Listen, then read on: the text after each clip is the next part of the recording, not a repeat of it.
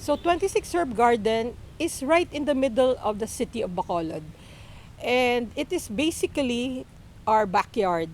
It used to be a garbage dump when I was away from the country, and nobody really took care of it. It was no man's land. When I came back, I cleaned it up and I asked my friend who can teach me how to farm the organic way, and that's how it started.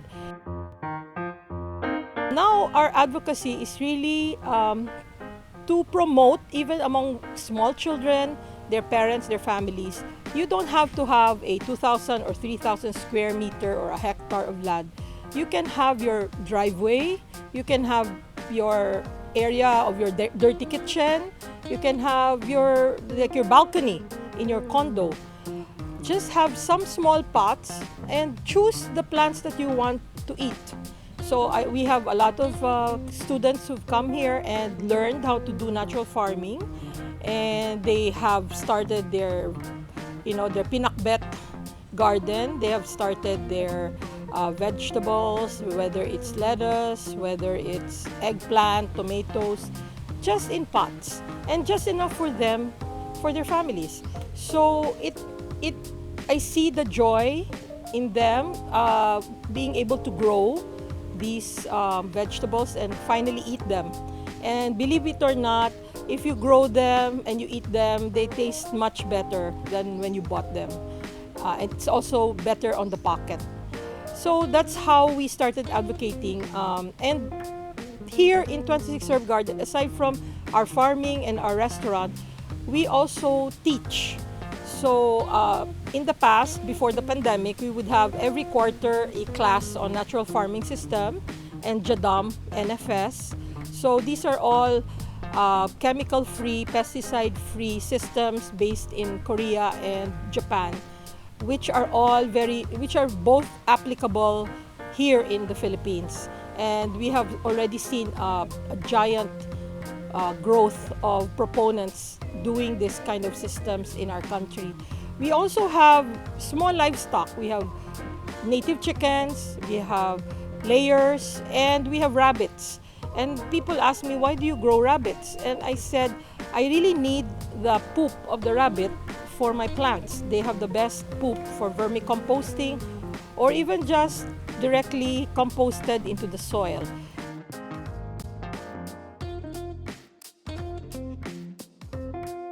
Also, we are the only restaurant in the city that serve rabbit meat. So that's another healthy, lean, high protein, low cholesterol, low fat meat. That's an option for even low income families to grow in their backyard. It's very easy to grow rabbits. They procreate like rabbits. So that's one way. And also we advocate household composting. So here, every waste that we have in the kitchen, we have a certain container where all the greens, all that can be composted are placed there, and also everything in the garden that's not saleable or are already they don't look good or they look damaged, they either go to the chickens first, to the rabbits, to feed the rabbits, and then the worms. So we barely make any garbage from what we produce. So that's another thing we want to tell our children, that you don't have to have a lot of garbage generated in a farm.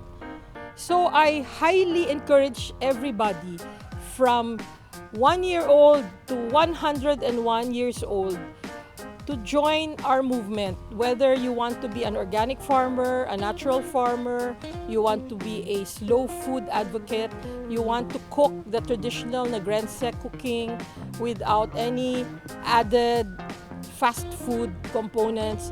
Please think about it. This is our only planet. This is our only set of families. Let's make sure that we feed them properly, we grow things properly, we use the soil properly, and we use the environment properly. So I call everybody from the youth all the way to the senior citizens to join us in our movement to provide very good food for everybody, affordable, sustainable, and also very good for our environment. I am Anabel Villanueva-Salacata, retired physician, natural farmer, slow food advocate.